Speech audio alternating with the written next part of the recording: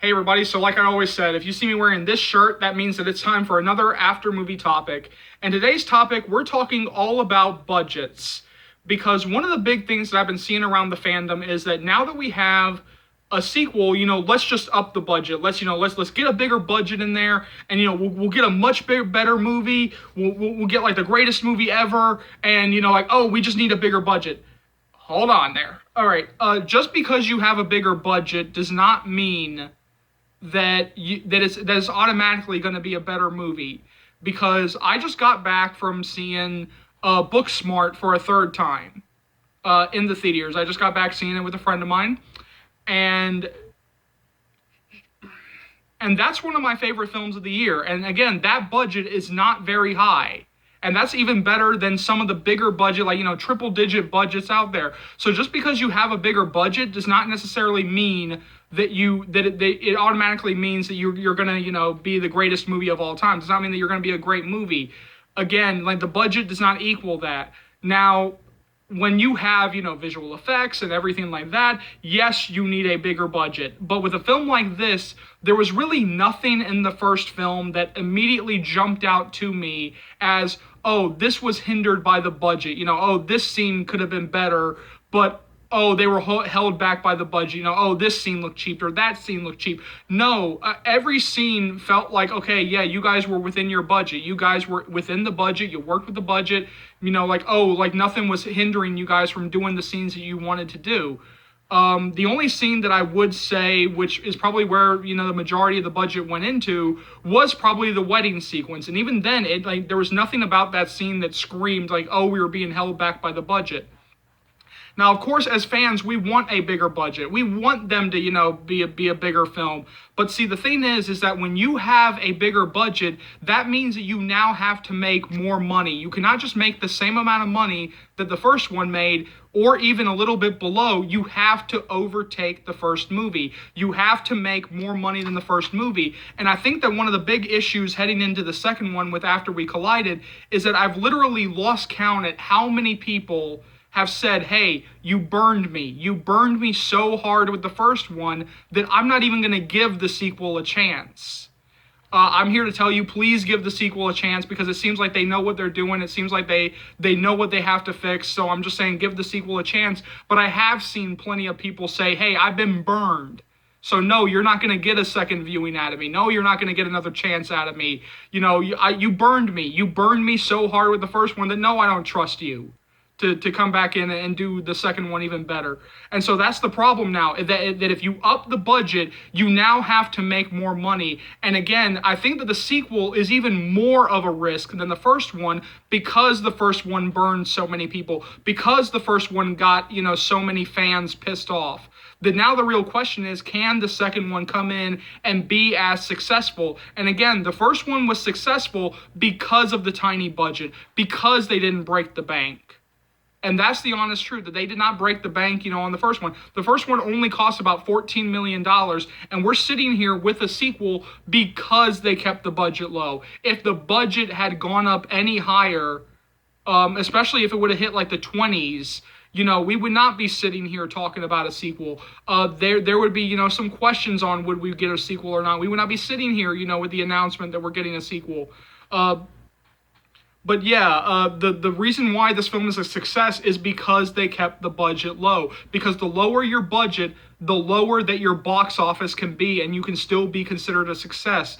Because again, I'm not going to take away anything, and I mean nothing, from the Avengers' success. It really is one of the most successful films of all time. Actually, the most successful film of all time. I'm talking about Endgame. But the budget on that was so high that just to be a success, they had to break the bank. They had to break all of these records with Avengers Endgame. They had to. And again, I wish that some analysts would kind of really start, zeroing in on that, is because when you look at the marketing, when you look at the production budget plus the marketing, they had to, be like $1 billion, $2 billion, $3 billion. They had to make this, insane amount of money. But again, when you have a smaller budget like After did, like many of the Blumhouse films did. I mean, I've made this joke. A lot of people have made the joke. Is that one of the great things that I love about Blumhouse films, those horror films, you know, that come out from Universal, Blumhouse, and stuff like that, is that Jason Blum literally seems to be the kind of guy who goes to these filmmakers and says, "Hey, here's $5, and here's $5 million, and you better bring me back some change, and you better make, you know, double, triple, you know, quadruple your budget opening weekend." That's what it seems like he says, and that's what I love about Blumhouse, is because they make these films for on the cheap, and yet they make, you know, oodles and oodles of money. And they make some very good films. I've loved many of Blumhouse's films. But again, it goes back to the budget. These films, or especially a film like After, it is a success because the budget was kept low, because they didn't explode the budget on this. And just because you have a higher budget does not mean that you're going to get a better movie. For the same reason, and I'll even, I don't know if I'll take another video to talk about this, but like a lot of people are saying, you know, like, oh, well, a month is not, you know, long enough to film the sequel, because I think it's supposed to go for like a month or two. I mean, like a little over a month in terms of like the production schedule, the shooting schedule. So September, October, I'm thinking. And so the thing is that when you are an independent movie, because make no mistake, this is still an independent movie unless somebody says something different. So when you're an independent movie, you really have to pull yourself up by your bootstraps. You really have to, you know, get in, get out. Like, you know, you got to, you know, you got this certain amount of days to do it. You don't have the luxury of having like a 5-month shoot like a lot of these big blockbusters do. So you pretty much got to get in, get out. You got to go. And that's not to take away from any of these films, because again, just because you have a smaller budget does not immediately mean that you're going to be a bad movie. Just because you have a shorter shooting schedule does not mean that you're going to be a terrible movie. Again, I don't think Booksmart, you know, shot over that long.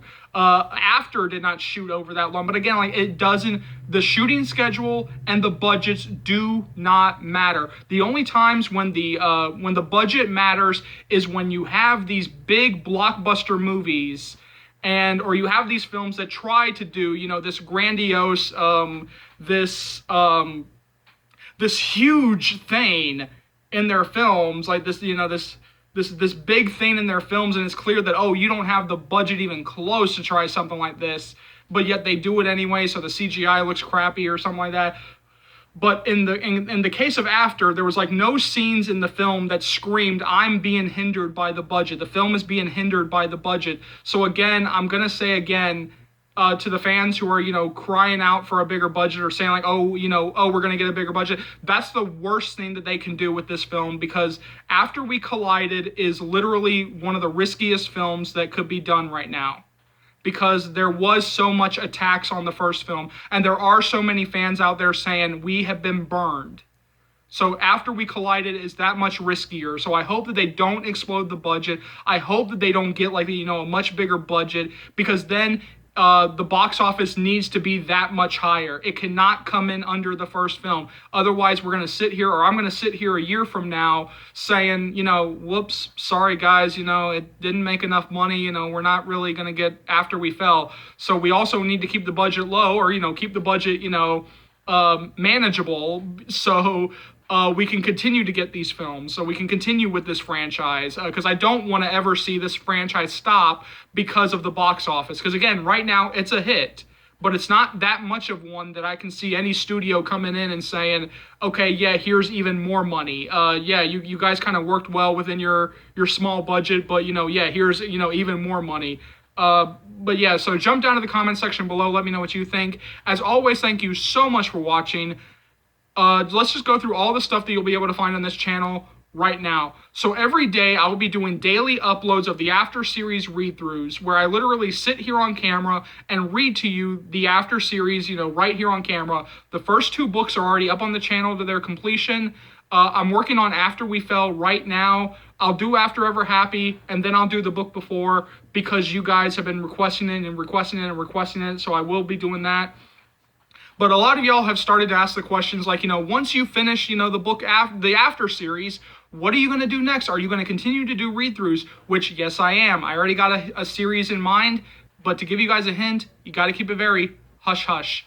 now that we have the official green light for the After We Collided movie, I'm going to be bringing you guys constant updates on that. So keep looking forward to that. You guys will be so updated that you'll be begging me to stop the updates. Those updates will also carry over to After We Fell and After Ever Happy. So once we get once we get any info on those films, I'll be bringing you guys updates on that. Again, that's why we need to keep the budget low, guys, because I don't want to see the series stop because of the box office.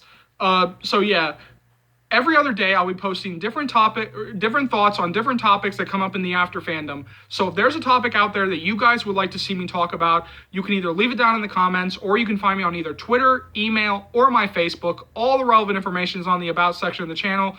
As always, remember, this channel could not grow to the heights that it has without you guys. So if there's an Afternator out there that you guys know who will love this channel, love anything about this channel, go ahead and share the channel around. Let's continue to grow the channel, because this channel is literally, growing to the heights that it is on the backs of you guys with your help. So I want to say thank you from the bottom of my heart for that. As always, go ahead and hit that subscribe button if you're finding this video for the first time. And remember, I'll see you later, Afternators.